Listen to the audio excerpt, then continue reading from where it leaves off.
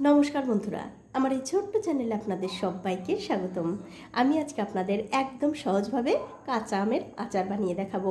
আশা করি এই আচারটা বানানো দেখার পর আপনাদের ভালো লাগবে। তো আচার বানাবার জন্য দেখতে পাচ্ছেন এখানে আমি কিছু কাঁচা আম ছোট ছোট টুকরো করে কেটে নিয়েছি। আর আমগুলো যখন আমি কাটি তখন কিন্তু কাটার আগে আমগুলো ধুয়ে নিয়েছিলাম। এখন আমি এর মধ্যে দিয়ে দিচ্ছি 1.5 বাটি চিনি। তো চিনি আমি দিয়ে দিলাম। এবারে এই চিনির সঙ্গে আমগুলো খুব ভালো করে মাখিয়ে নিতে হবে। দেখুন চিনির সঙ্গে আমগুলো কিন্তু ভালো করে মাখানো হয়ে গেছে। এবারে একটা ঢাকা দিয়ে 1 ঘন্টার জন্য রেখে দেব। তো 1 ঘন্টা হয়ে গেছে, ওপর থেকে আমি ঢাকাটা তুলে নিলাম। আর দেখুন চিনিগুলো কিন্তু অনেকটা গলে গেছে। তবে বন্ধুরা এখানে আমার কিন্তু 1 ঘন্টা না, 1 ঘন্টার একটু বেশি সময় লেগে গেছিলো।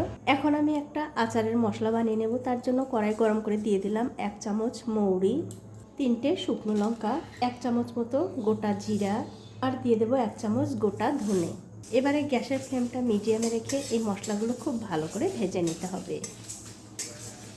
তো এই যে মশলাগুলো কিন্তু ভালো করে ভাজা হয়ে গেছে। এবারে মশলাগুলো অন্য একটা পাত্রে তুলে একটুখানি ঠান্ডা করে আমি গুঁড়ো করে নেব।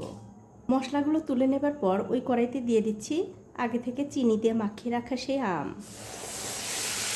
আর আমের মধ্যে দিয়ে দেব স্বাদ মতো নুন।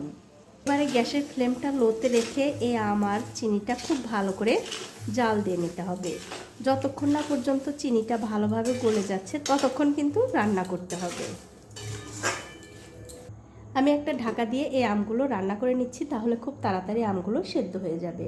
তো ঢাকা দিয়ে 7-8 মিনিট সময় ধরে এই আমগুলো কিন্তু আমি খুব ভালো করে সেদ্ধ করে নিয়েছি। আপনাদের একটু দেখিয়েও দিচ্ছি কতটা সুন্দরভাবে সেদ্ধ হয়ে গেছে দেখুন। এখন আমি এর মধ্যে দিয়ে দেব সামান্য একটু কালো জিরা। আর আচারটা খেতে যেন একটু ঝাল ঝাল লাগে তার জন্য দিয়ে দিচ্ছি লঙ্কার গুঁড়ো। এবারে লঙ্কার গুঁড়ো আর কালো জিরার সঙ্গে এই আচারটা আরও কিছুক্ষণ রান্না করে নিতে হবে, যতক্ষণ না এই যে আচারের মধ্যে চিনির যে রসটা, এই রসটা শুকনো শুকনো হয়ে আসছে ততক্ষণ কিন্তু রান্না করতে হবে। তো এই দেখুন লঙ্কার গুঁড়ো আর কালো জিরা দেওয়ার পর এই আচারটা কিন্তু আমি গ্যাসের ফ্লেমটা মিডিয়ামে রেখে আরও 5 থেকে 7 মিনিট খুব ভালো করে রান্না করে নিয়েছি। দেখতেই পাচ্ছেন এই যে চিনির রসটা অনেকটা কিন্তু ঘন হয়ে গেছে, এর চেয়ে আর বেশি ঘন করার দরকার নেই। এবারে যে মশলাটা আমি ভেজে রেখেছিলাম সেই মশলা গুঁড়ো করে নিয়েছি, সেই মশলা দিয়ে দিচ্ছি। তবে পুরোটা আমি দেব না, অর্ধেকটা দিয়ে দিলাম। তারপর এই আচারের সঙ্গে মশলাটা ভালো করে মিশিয়ে দিয়ে আরও 2 থেকে 3 মিনিট এই আচারটা রান্না করে নিতে হবে। তো এই দেখুন আরও 2-3 মিনিট সময় ধরে কিন্তু আমি আচারটা খুব ভালো করে রান্না করে নিয়েছি। এখন আমি সবশেষে এর মধ্যে দিয়ে দিচ্ছি একটু বিট নুন। বিট নুন দিলে এই আচারের টেস্টটা আরও ভালো হবে, তার জন্য দিয়ে দিলাম। তারপর নুনটা খুবই ভালো করে আচারের সঙ্গে মিশিয়ে দিয়ে গ্যাসের ফ্লেমটা আমি বন্ধ করে দেব। আর এই যে দেখছেন আচারের যে রসটা মানে চিনির রসটা, এটা কিন্তু এরকম থাকবে না। যখন আপনাদের আচারটা ঠান্ডা হয়ে যাবে তখন কিন্তু অনেকটাই ঘন হয়ে যাবে। এখন আমি গ্যাসের ফ্লেমটা বন্ধ করে দিয়ে আপনাদের আচারটা একটু পরিবেশন করেও দেখাচ্ছি, দেখুন কতটা সুন্দর হয়েছে। এইভাবে আচার বানিয়ে কিন্তু আপনারা সারা বছর ঘরে সংরক্ষণ করে রাখতে পারবেন।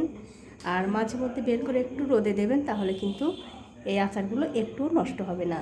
তো বন্ধুরা আমার আজকের আমের আচারের রেসিপিটা আপনাদের কেমন লেগেছে? যদি ভালো লেগেই থাকে অবশ্যই একটা লাইক, কমেন্ট আর শেয়ার করতে ভুলবেন না। আজ এ পর্যন্তই, দেখা হবে অন্য কোনো নতুন ভিডিও নিয়ে।